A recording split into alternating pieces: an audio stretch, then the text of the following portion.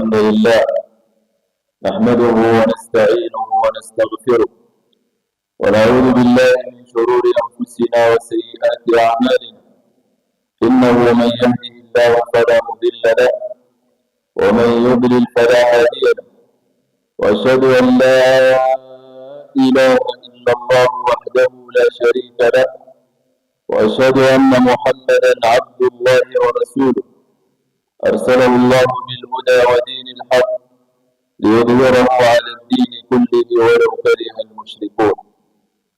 فأشهد وربي أنه بلغ الرسالة وأدى الأمانة ونصح الأمة وجاهد في الله حق جهاده حتى أتاه اليقين وتركنا على المحجة ليلها كنهارها لا يزيغ عنها إلا هالك.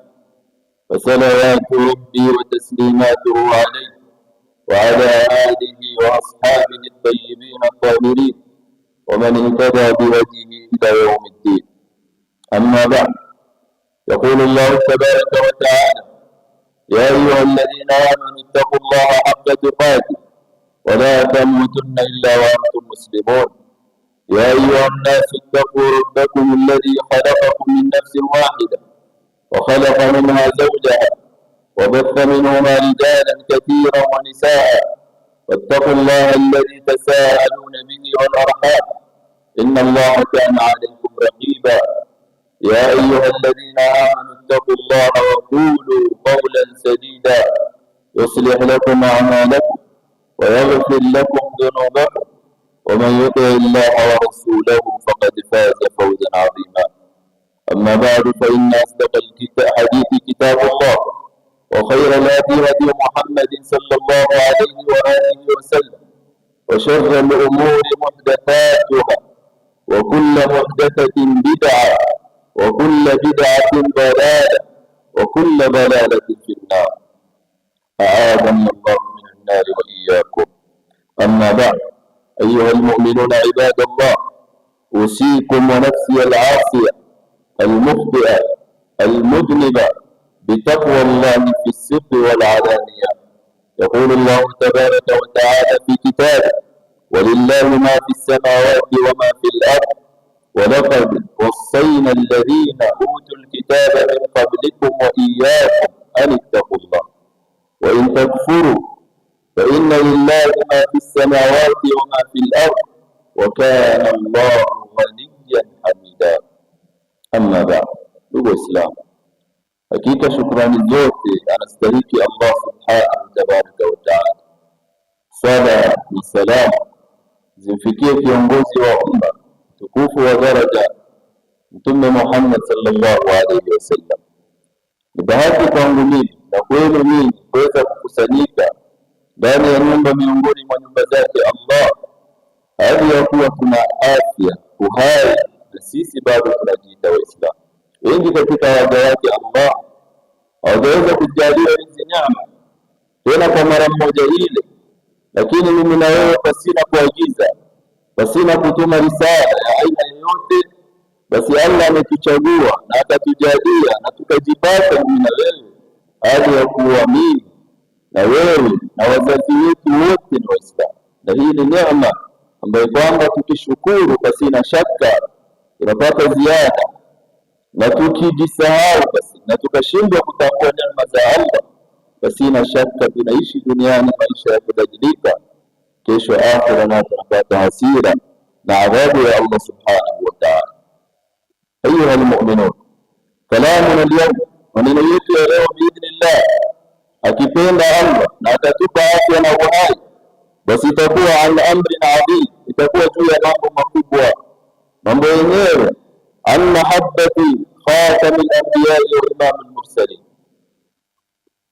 Mazungumzo yetu itakuwa juu ya kumpenda na kumfuata na kumwiga Mtume Muhammad sallallahu alaihi wasallam kwa vile alivyoamrisha Allah subhanahu wa ta'ala na kwa namna alivyotufunza Mtume alaihi salatu wassalam.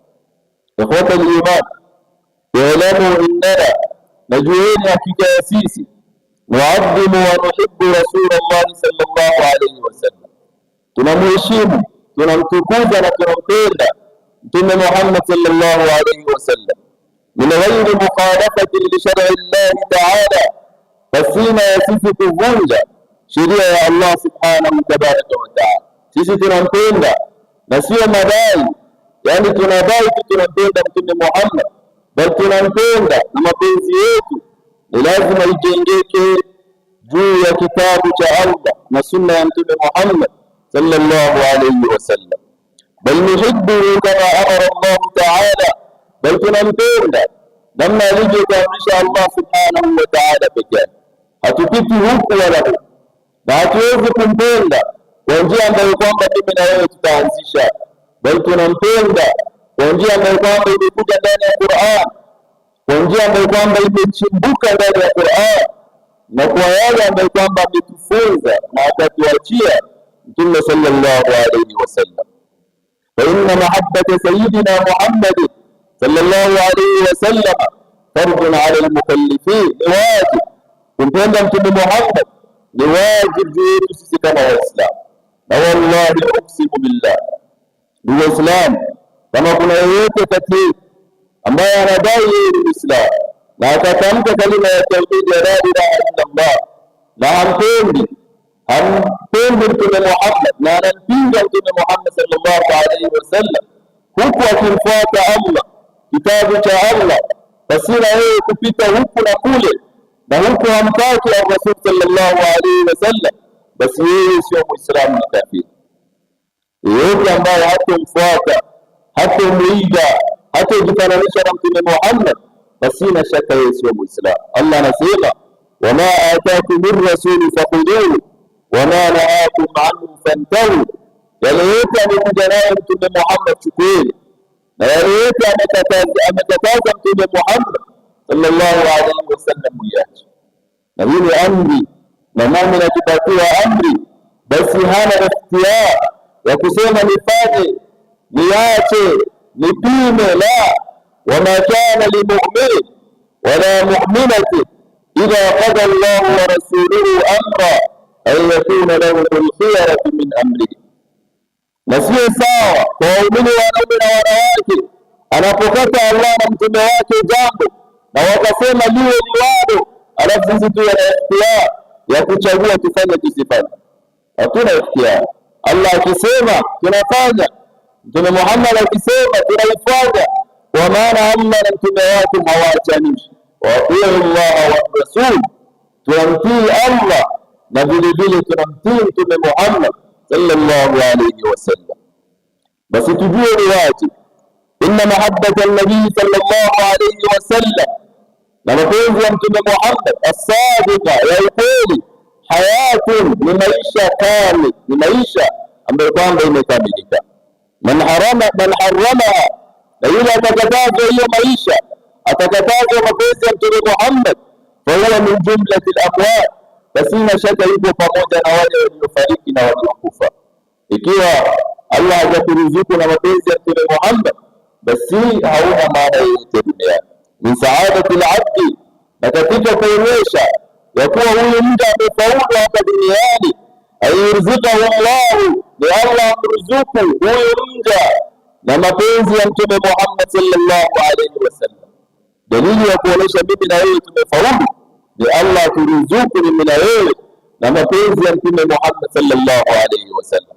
Fa inna mahabbatahu, hakika ya mapenzi yake, aslun min usuli din, ni msingi katika misingi ya dini. Kumpenda Mtume Muhammad ni msingi katika misingi ya Uislamu. Wala imana liman lam yakun nabii, na hana imani, yani sio mu'min, hajakuja na imani ya uhakika yeyote ambaye kwamba hatakuwa Mtume Muhammad sallallahu alayhi wasallam ahabba ilayhi min waladihi wa walidihi wan nasi ajma'in. Na hana imani yeyote ambaye kwamba Mtume Muhammad sallallahu alayhi wasallam sio kipenzi kwake, yeyote ambaye mtume sio kipenzi kwake na akapenda watoto wake, wazazi wake na wanadamu kwa ujumla, basi pasina shaka huyu hana imani. Allah subhanahu wa ta'ala anatueleza ndani ya kitabu chake, ndani ya surati Tauba, Allah anamwambia Mtume Muhammad, qul, sema ewe Mtume, in kana abaukum, ikiwa baba zenu, wa abnaukum, watoto wenu, wa ikhwanukum, mandugu zenu, wa azwajukum, wake zenu, wa ashiratukum, familia zenu, wa amwalun iktaraftumuha, na mali mliyoyachuma, wa tijaratin takhshawna kasada, na biashara mnayoogopea kuhasarika na kuangamia, wa masakin tardaunaha, na manyumba mnayoyapenda. Ikiwa hizi vitu nane vitawapendezeni nyinyi kuliko Allah na mtume wake na jihad fi sabilillahi, basi tufanyeje? Ikiwa haya mambo manane, ahabba ilaykum min Allahi wa rasulihi wa jihadi fi sabilillahi, ikiwa itawapendezeni manyumba zenu, watoto wenu, mandugu zenu, familia yenu, biashara yenu, kuliko mkapenda hizo vitu kuliko Allah, mtume wake na jihad fi sabilillah, basi Allah anasema fatarabbasu, subirini, hatta yati Allah biamri, mpaka amri ya Mwenyezi Mungu ikuje. Na pasina shaka amri ya Mwenyezi Mungu ni adhabu na iqab. Wallahu la yahdi alqawma alfasiqin. Basi jiweke katika mizani. Je, watoto wako na mtume nani kipenzi kwako? Biashara yako, duka yako, gari yako, mke wako, waweke juu ya mizani na uweke Mtume sallallahu alaihi wasallam. Ni nani kipenzi kwako ambaye kwamba utamhifadhi, ukamtetea na nguvu yako na mali yako na damu yako? Je, ni watoto, familia, karaba, mali, ama ni Mtume Muhammad sallallahu alaihi wasallam? Swali ni lazima kila mmoja wetu ajiulize. Ndio maana akasema Anas bin Malik radhiyallahu anhu kutoka kwa Mtume Muhammad sallallahu alaihi wasallam, qala, anasema ar-rasul la yu'minu ahadukum, hajaamini mmoja wenu, hana imani, hatta akuna ahabba ilayhi, mpaka mimi niwe mpenzi kwake, min waladihi wa walidihi wa nnasi ajma'in, kuliko watoto wake, wazazi wake na wanadamu ama walimwengu kwa ujumla, mpaka mimi Mtume Muhammad sallallahu alaihi wasallam niwe nambari moja. Hii imehusiana na mambo ya imani, inaonyesha mambo ya imani. Mtu hana imani ikiwa Mtume Muhammad sallallahu alaihi wasallam sio mkubwa katika moyo wake, ikiwa mke wako unamtukuza zaidi ya Rasul, ama mtoto wako, ama biashara yako unaweza kubageni nipende nani, basi hauna imani bila Uislamu. Ni lazima ar-Rasul sallallahu alaihi wasallam awe ni mpenzi kwako kuliko kila kitu duniani. Na tusikize Umar ibn Khattab radhiyallahu anhu. Siku moja Umar ibn Khattab radhiyallahu anhu anakutana na Mtume Muhammad sallallahu alaihi wasallam, na anamwambia, ya Rasulullah, ana uhibbu, ewe Mtume wa Allah, mimi nakupenda wewe na nakupenda wewe kuliko kila kitu duniani, ewe Mtume wa Allah, isipokuwa nafsi yangu peke yake. Mimi nakupenda wewe kuliko watoto, nakupenda wewe kuliko wanawake, nakupenda wewe kuliko mali, lakini nafsi yangu na wewe, mimi napenda nafsi yangu wewe Mtume wa Allah. Mtume anamwambia, ya Umar, ewe Umar, hatta akuna ahabba ilayhi min nafsi, mpaka mimi niwe kipenzi kwako kuliko hiyo nafsi ambayo kwamba wewe unasema. Na haikumchukua muda mrefu, akaenda akalala, akaamka, akarudi, la, ana switch imani yake hapo hapo, na anamwambia, ya Rasulullah, wallahi ewe Mtume wa Allah, dakika hii ambayo tunasimama hapa, basi mimi nakupenda wewe kuliko hata nafsi yangu. Na Mtume anamwambiaje? Al-ana ya Umar, saa hii ndio wewe umepata halawata al-iman, utamu wa imani, saa hii ndio umepata na umefikia. Isiwe tu sisi tunadai ya kuwa tunampenda Allah na mtume wake, tunadai, kwani madai siku zote mtu anaweza kufanya akakosa kufanya. Ikiwa wewe unadai mimi napenda fulani, basi haya madai yanaweza kuwa ya ukweli ama yatakosa kuwa, lakini mapenzi ya ukweli ni kumfuata, kumuiga, kumtetea, kumheshimu yule ambaye kwamba wewe unadai unampenda. Ikiwa tunampenda Mtume Muhammad, basi tumpende namna alivyotuamrisha yeye, pasina ya sisi kupita huku na kule, pasina ya sisi kuvunja sheria ya Mwenyezi Mungu Subhanahu wa Ta'ala. Wa mahabbatu nabii, na mapenzi ya Mtume Muhammad sallallahu alaihi wasallam, alhaqiqata, ya uhakika na wala sio ya kubahatisha. Ukisema mapenzi ya uhakika, basi kubahatisha inaondoka. Ukisema uhakika, mimi napenda fulani kwa mapenzi ya dhati ambayo imetoka katikati ya moyo wangu, basi hakuna kubahatisha pale. Wewe unaamua unampenda huyu mtu kwa kila kitu. Laysat mujarrad kalimati, laysa mujarrad kalimati yuraddiduha al-lisan, sio mujarrad ya maneno ambayo kwamba ulimi unarudia rudia kila siku ya kusema mimi nampenda huyu, nampenda huyu. La, au durusun, ama madarasa, ama madarasa yanayotolewa na wenye kutoa, au khutbun, ama khutba ambayo kwamba inatolewa na wenye kutoa khutba juu ya manabi. Lakini mapenzi ya Mtume Muhammad, na tutambue vile vile, wala yakfi, na haitoshi fiha kwetu sisi al-iddi'a'u faqat, kusema sisi tunampenda, hawana watu mwingi na kujifananisha naye. Ukisema unampenda, basi kuna mambo ambayo kwamba ni lazima tufanye, bal la budda an takuna mahabbatuhu alayhi salatu wassalam, bali mapenzi yake Mtume Muhammad inafaa kuwa hayatun tuashu, inafaa kuwa ni maisha ambayo kwamba mimi na wewe tunaishi. Namna alivyokula, namna alivyovaa, namna alivyozungumza, namna alivyotembea, namna alivyofanya ibada, namna alivyofanya muamala baina watu, yote tunafaa kumuiga yeye Mtume Muhammad sallallahu alaihi wasallam. Wa manhajun yuttaba'u, na inafaa kuwa ni manhaj, barabara ya kufuatwa na kuigwa.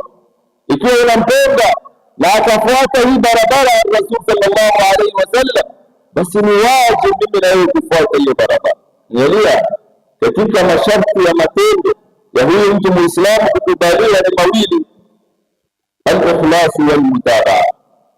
Masharti ya matendo kukubaliwa ni mawili pekee yake: kufanya matendo yote ambayo kwamba unafanya liajli Allah subhanahu, kufanya kwa ajili ya Allah, pasina kujionyesha huyu ama huyu kutafuta sifa na radhi yao. Na ya pili ni kumfuata na kumuiga Mtume Muhammad sallallahu alaihi wasallam. Penda usipende, ukimfuata umefaulu, ukimpinga pasina shaka umeangamia. Na hii ndio masharti mawili ya matendo ya huyu mtu mwanadamu kukubaliwa. Na Rasul sallallahu alaihi wasallam anatueleza katika hadithi vitu vitatu ikipatikana ndani ya maisha ya huyu mtu mwanadamu, basi na shaka amepata utamu wa imani. Thalathun man kunna fihi wajada halawata al-iman, anasema sifa tatu ikipatikana ndani ya huyu mtu, basi pasina shaka ataonja utamu wa imani. An yakuna Allah wa rasulahu ahabba ilayhi mimma siwahuma, wawe Allah na mtume wake Muhammad sallallahu alaihi wasallam vipenzi kwake kuliko yale yote ya mifano. Kumpende Allah na mtume wake kuliko kila kitu, mtoto, mke, mali, biashara, cheo. Mtume Muhammad awe ni wa kwanza, alafu yale mengine yote wakuje baada ya Mtume Muhammad sallallahu alaihi wasallam. Ya pili ni kumpenda mja kwa ajili ya Allah subhanahu wa ta'ala, ni kumpenda ndugu yako Muislamu kwa ajili ya Allah subhanahu wa ta'ala. Usimpende kwa ajili ya kabila yako, ama usimpende kwa ajili yuko na mali, ama yuko na status katika jamii. Ukiwa utampenda, mpende kwa ajili ya Allah, na ikiwa utamchukia, basi mchukie kwa ajili ya Allah. Na hii ndiyo sifa tatu ikiwa itapatikana ndani ya huyu mtu Muislamu, basi pasina shaka anapata utamu wa imani. Allah anatuambia ndani ya Qur'an, inna arsalnaka shahidan wa mubashiran wa nadhira, ewe Muhammad, hakika tumekutuma wewe uwe ni shahidi juu ya umma wako, uwe ni mtoaji wa bishara juu ya umma wako, na vile vile uwe mwonaji juu ya umma wako, uwatolee bishara njema, uwaone hao umma yake tumekutuma kwa ajili ya nini. Alafu Allah anatuongelesha sisi, anatuambiaje? Litu'minu billahi, ili muweze kumwamini Allah, wa rasulihi, na mtume wake, watuazziruhu watuwaqiruhu watusabbihuhu bukratan wa asila, ili mumwamini Allah subhanahu wa ta'ala na mtume wake Muhammad sallallahu alayhi wasallam, na mumsaidie mtume Muhammad, mumheshimu mtume Muhammad, na vile vile mumtakasira kumuinua mtume Muhammad sallallahu alayhi wasallam. Yani bimaana mtetee mtume Muhammad popote pale ambapo kwamba utaona anadhalilishwa. Leo ukiangalia ndani ya social media, watoto wa Kiislamu, wasichana kwa wavulana, wanamtukana mtume Muhammad sallallahu alaihi wasallam ndani ya TikTok, ndani ya Facebook na YouTube na Instagram. Na huyu mtu ambaye anamtukana mtume sallallahu alaihi wasallam ako na followers zaidi ya milioni 2-3. Hao wafuasi wote wanamfuata huyu, wanampenda kwa ajili ya content ambayo kwamba anashare na wao, na content yenyewe ni kumtukana ar-Rasul sallallahu alaihi wasallam, na huku wao wanawasupport watu kama wale. Lakini kabila zao zikitajwa, kabila zao zikazungumziwa kwa uovu, damu yao inachemka na wako tayari wallah wa uksimu billah kuua na kumwaga damu kwa ajili ya kabila zao, lakini hawako tayari kumtetea mtume Muhammad sallallahu alaihi wasallam na dini hii ya Uislamu. Na yeyote ambaye anamtukana mtume Muhammad, basi na shaka yeye hayuko ndani ya Uislamu. Jua hiyo ni Uislamu. Wasichana wetu wamekaribia kuwa makafiri ama washakuwa tayari, kwa maana wako tayari kutafuta content, followers na vitu ambavyo kwamba hazina maana kwa dunia yao na akhira yao, kumtukana ar-Rasul sallallahu alaihi wasallam. Hii ni hakika ndani ya mjitama ambayo kwamba mimi na wewe tunaishi ndani yake. Angalia mapenzi ya uhakika na ukweli. Anna rajula, mtu mmoja, saala nabii sallallahu alaihi wasallam an saa, alikuja mtu mmoja alafu pima mapenzi yetu sisi na upime mapenzi yao wao, alafu tuweke juu ya mizani, tuone ni nani anapenda mwingine kwa uhakika, ni sisi ama ni masahaba wa mtume Muhammad sallallahu alaihi wasallam. Anamuuliza, ya Rasulullah, mata saa, ni lini saa ya kiyama? Mtume anashangaa kumwangalia, anamwambia, wa madha a'dadta la, ni nini umeandaa kwa ajili ya hiyo siku ambayo kwamba unaniuliza juu yake? Anaambia, ya Rasulullah, la shay, sina chochote, sina sala nyingi wala mfungo mingi wala sadaka na hija mingi ya Rasulullah, illa anni uhibbu Allah wa rasulahu, isipokuwa mimi najua nafsi yangu na naamini mimi nampenda Allah na mtume wake kwa kila kitu. Mtume sallallahu alaihi wasallam anamwambia, almar'u ma'a man ahbaba, mtu atakuwa na yule anampenda kesho siku ya Kiyama. Anas bin Malik radhiyallahu anhu anasema, tuliposikia yale mtume amemweleza huyu ndugu, wallahi anasema hatukufurahishwa na maneno ya mtume, almar'u ma'a man ahabba, mtu atakuwa na yule anampenda kesho siku ya Kiyama. Hii maneno itatufurahisha, na kabla ya hii siku ya leo ar-Rasul hajawahi kusema maneno ndiyo tufurahisha zaidi ya mtu atakuwa pamoja na yule anampenda siku ya Kiyama. Kisha akasema, fa ana uhibbu an-nabiy sallallahu alayhi wasallam, ana anasema mimi nampenda mtume Muhammad wa Abu Bakr wa Umar wa arju an akuna ma'ahum, napenda mtume Abu Bakar, Umar, na nataraji kesho siku ya Kiyama niwe pamoja na wao kwa mapenzi yangu kwa ajili yao wao. Wa in lam a'mal bimithli a'mali, hata kana kwamba sijatenda yale ambayo kwamba wao wametenda. Hii ni mapenzi, hii ni mapenzi ya uhakika. Mtu yuko tayari kukosa dunia na kila kitu aweze kuwa ndani ya janna na mtume Muhammad sallallahu alaihi wasallam. Ndugu Waislamu, عبر سعد بن معاذ رضي الله عنه. أنا سعد بن معاذ هو صحابي جليل، anatueleza juu ya masala ya mapenzi na hubb ya masahaba juu ya mtume Muhammad, kama dhakara Ibn Ibn Hisham fi sirati nabawiyya, kama alivyosema Ibn Hisham ndani ya kitabu chake ya sirati nabawiyya. Ya Rasulullah, anasema Saad bin Muadh, ewe Mtume wa Allah, amwaluna baina yadayk, mali yetu iko mbele yako. Khudh minha ma shit, chukua yale unataka, chukua utakavyo kwa imani, yale unataka na unapenda. Wadaa minha ma shit, na uache utakavyo. Anampatia Mtume choice. Hii mali yote unaona wewe Mtume wa Allah ni yetu, lakini chukua utakavyo na uache utakavyo. Kisha anamwambia wama akhadtuhu minna, lakini tambua na ujue Mtume wa Allah, yale utachukua kutokamana na hiyo mali, ahabba ilaina, inatupendeza sisi, mimma taraktahu, kuliko yale ambayo kwamba wewe umewacha. Wewe Mtume wa Allah, jua ile mali umechukua ndio sisi tunapenda kuliko ile mali ambayo kwamba umetuachia. Na mapenzi ya mwanadamu ni mali yake. Mapenzi ya mwanadamu, ukitaka kuona kala ya ukweli, rangi ya ukweli ya mwanadamu, hebu gusa mali yake. Ama kuwa na nia ya kuiba mali yake, wallahi iko tayari kukuua, kuhifadhi na kuprotect mali yake. Mapenzi ya mwanadamu iko kwa mali yake, na wao wameacha mali, wanampenda Mtume kiwango wanamwambia mali yetu chukua ile unataka, ukitaka chukua yote, lakini wewe Mtume wa Allah, jua yale utachukua ndio sisi tunapenda kuliko yale ambayo kwamba wewe utaacha. Huwa al-muqaddamu fi nafsi ala nafsi, Mtume sallam anafaa kuwa ni mtangulizi kwa nafsi yangu mimi juu ya nafsi yangu, wa ahli baiti wa ahbabi wa khilai wa nasi ajmali, kwa watu wa familia yangu, wa mandugu zangu, wa marafiki wangu, na kwa wanadamu kwa ujumla.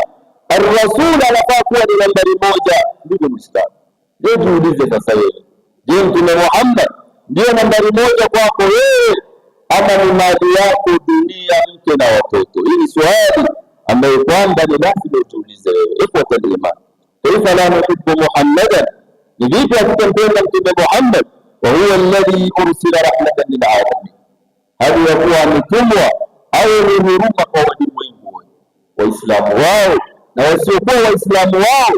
Allah amemtuma rahmatan lil alamin. Kaifa la nuhibbu, vipi hatutampenda wa huwa alladhi ursila liyukhrija an-nasa min adh-dhulumati ila an-nur, vipi hatutampenda hali yakuwa Allah amemtuma atoe wanadamu ndani ya giza na waelekeze kwa mwangaza. Wewe ambaye unaketi hapa na yule ako kule nje na yule amekaa ndani ya nyumba yake, jiulize swali, je, ni baba yako ama mzazi wako ndiye amekufikishia Uislamu mpaka leo wewe unajifakirisha ya kuwa mimi ni mtoto wa Muislamu, baba Muislamu, babu na babu na babu wa Uislamu? Ama ni Ar-Rasul alikosa heshima yake, akafukuzwa ndani ya mji wake, akatolewa meno yake, akaitwa majina tofauti tofauti ili Uislamu ufike baina al-mashriqi wal maghrib? Jiulize swali, na ikiwa ni hivyo basi lazima fala budda mimi na wewe tumpende Mtume Muhammad kuliko hata nafsi yetu. Vipi tutampenda Mtume Muhammad hali yakuwa wengine wetu hawasali? Vipi tutampenda Mtume Muhammad hali yakuwa wengine wetu wanakula miraa, bangi, sigara? Vipi tutampenda Mtume Muhammad hali yakuwa wengine wetu ni wazinifu usiku na mchana? Vipi tutampenda Mtume Muhammad na tukajinasibisha ya kuwa mtume wetu hali yakuwa wengine wanapora mali ya umma, wengine wanaiba mali ya mayatima? Haitawezekana. Haitawezekana leo, kesho, milele. Ni lazima ikuwa unampenda Mtume Muhammad, angalia na usikize na uchukue hatua kwa yale alilifanya, na ukae mbali na yale yote ambayo kwamba amekataza. Hii ndio mapenzi ya hakika. Ikiwa unaamini haya, basi yote yale yote. Mtume hakuacha salata siku moja. Vipi wewe hausali sala tano kwa msikiti alafu unajiita ni mfuasi wa Mtume Muhammad? Haitawezekana, haitawezekana. Allah subhanahu wa ta'ala anatueleza ndani ya Qur'ani yake, qul in kuntum tuhibbuna Allah, ewe Muhammad waambie, ikiwa madai yao ni ya ukweli na wao wanampenda Allah, basi waambie fattabi'uni, wa kufuate wewe. Hii ndio mapenzi shekhi na bila ya Mtume Muhammad. Wallahi tukipanga foleni mistari kuanzia hapa mpaka mwisho wa dunia, tunataka rehma na janna ya Allah. Allah anawaambia in kuntum tuhibbuna Allah, ikiwa mnampenda Allah basi fattabi'uni, waeleze wakufuate wewe, kisha mimi nafanyika wanapata zawadi mbili, yuhibbukumullahu wa yaghfir lakum dhunubakum wallahu ghafurur rahim. Mkimpenda Mtume Muhammad basi Allah atawapendeni, mkimfuata Mtume Muhammad Allah atawasameheni madhambi zenu, kwa maana ni sifa ya Allah mwingi wa kusamehe, mwingi wa huruma. Ni lazima ndugu Waislamu tujiweke kwa mizani. Je, ni madai ama ni maneno ya ukweli sisi tunampenda Mtume Muhammad? Mtu leo anaambiwa hii ni sunna ya Mtume sallallahu alaihi wasallam, kuvaa viatu na miguu ya kulia, na ukitoa utoe na miguu ya kushoto, anakwambia ni sunna tu, ni sunna tu. Anaona ni kitu ambacho kwamba haina maana kwake. Abu Musa al-Ash'ari radiyallahu anhu ananunua kititilaji ama namna mnavyojua watermelon kutokea sokoni, na anakaa kwake juu ya meza anajaribu kukata. Mke wake anamuuliza mara, ya Abu Musa una nini? Anaambia anajaribu kukumbuka Mtume Muhammad alikata kwa njia gani na upande gani. Yaani mapenzi yao inafika mpaka wanataka kukata namna alivyokata, wanataka kula namna alivyokula, wanataka kulala namna alivyolala, alafu mtu mwingine anasema ni sunna tu. Je, unajua sunna ni nini ndugu Muislamu? Tutoke katika usingizi na tuache kudharau mtume wetu sallallahu alaihi wasallam. Ayuha almu'minuna ibadallah, anasema wa hadhihi ba'd suwar min hubbi as-sahabati ila an-nabi sallallahu alaihi wasallam. Aya ni baadhi ya picha ya masahaba namna walivyopenda Mtume Muhammad sallallahu alaihi wasallam. Tukimalizia hotuba hii, Abu Talha al-Ansari radiyallahu anhu kana yaqifu wa yaqul, alikuwa anasimama na hapo ndani ya vita anapigana, maadui wako mbele yake, lakini kana yaqifu wa yaqul, anasimama huku akisema ya Rasulullah, ewe Mtume wa Allah, nahri duna nahri, shingo yangu iko chini ya shingo yako, bimaana niulie mimi na hao maadui ya kufikia wewe. Amesimama mbele ya Mtume Muhammad kama milima ama jabali ama ukuta, yale yote yanatoka kule yanamfikia wewe kabla imfikie Mtume Muhammad sallallahu alaihi wasallam. Na akaendelea akiwa anasema hivyo, na maadui wanatuma mishale, hatta shullat yadu min kathrati ma yurma bisihami fi yawmihi, mpaka mkono wake ukadhoofika na utakuwa na mashimo mingi kwa ajili ya mishale waliokuwa wakitupa hao makafiri katika siku ya vita vya Uhud. Na baada anaendelea, falamma yarfa'u rasulullahi ra'sahu min khalfihi fayaqul, na mtume akitaka kuinua kichwa chake nyuma yake anamwambia ya Rasulullah, ewe mtume wa Allah, anzil ra'sak, teremsha kichwa chako, la yusibuka sahamun, isiweze kukupata mishale ya hao makafiri. Wallahi ya Rasulullah, nahri duna nahri, shingo yangu iko chini ya shingo yako. Yani niko tayari Abu Talha atariki wewe, Mtume Muhammad abaki sallallahu alaihi wasallam. Wa hadhihi Urwa bin Mas'ud, na huyu ni Urwa bin Mas'ud wasifan, akiwa anasifia ma raahu min hubbi sahabati wa ta'dhimihim linnabii sallallahu alaihi wasallam, akiwa anasifia ama anatueleza yale aliyoona juu ya masahaba, mapenzi yao juu ya Mtume Muhammad na heshima waliokuwa nayo juu yake. Anasema wallahi, Urwa anasema wallahi laqad wafattu ala al-muluk, mimi nimetembea katika ufalme mwingi, wa wafattu ala Kaisara wa Kisra wa Najashi, na nimetembea kwa Kaisar na nimeenda mpaka kwa Najashi na nimeenda Kisra, yani ameenda Rome, ameenda Fursi na ameenda mpaka Ethiopia, akawatembelea hao wafalme wote. Anasema Urwa, wallahi in raaitu malikan qad, anasema wallahi sijawahi kuona kwa macho yangu mfalme ambaye kwamba yuadhimu ashabahu ma yuadhimu ashabu Muhammadin Muhammada, namna wafuasi wa Mtume Muhammad wanamtaadhimisha, wanamheshimu na kupenda mtume wao wallahi sijaona kwa hao wafalme wote. Na usisahau hao wafalme aliowataja ni walikuwa ni wafalme wa kuogopeka duniani, lakini anasema Urwa na anatoa ushuhuda, hajawahi ona kiumbe anapendwa kwa hao wafalme wote zaidi ya Mtume Muhammad. Na haya ni maneno ambayo kwamba alisema Abu Sufyan pindi aliposhikwa Zaid bin Thabit na wanataka kumkata shingo na wamue, wanaambia ushiduka Allah ya Zaid, tunakuapiza na Mungu wako, atuhibbu anna Muhammadan indana al'an fi makanika nadribu unuqahu wa innaka fi ahli. Je, ungetamani Mtume Muhammad tumchukue kutoka kwa familia yake tumlete hapa tukate shingo yake na wewe tukurejeshe kwa familia yako? Yani uko mbele ya adui na ushaambia unakufa dakika hii, na ukapatia opportunity ya mwingine kukureplace wewe, ungefanyaje? Ndugu Muislamu, anaambia tumlete Mtume Muhammad achukue position yako na wewe uende zako.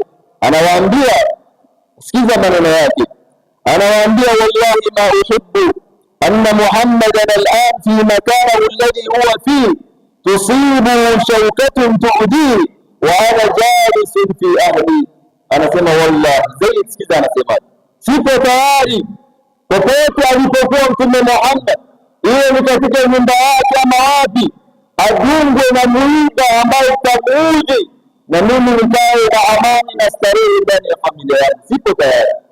Yani hataki Mtume mwiba imguse, na wao wanazungumzia kumua na kumwacha. Faqala Abu Sufyan akasema ma raaitu min annasi ahadan yuhibbu ahada kahubbi ashabi Muhammadin Muhammada. Wallahi, anasema sijaona kiumbe anapendwa na kiumbe mwingine namna masahaba wa Muhammad wanampenda Muhammad sallallahu alaihi wasallam. Fa aina nahnu min dhalik, mimi na wewe tuko wapi?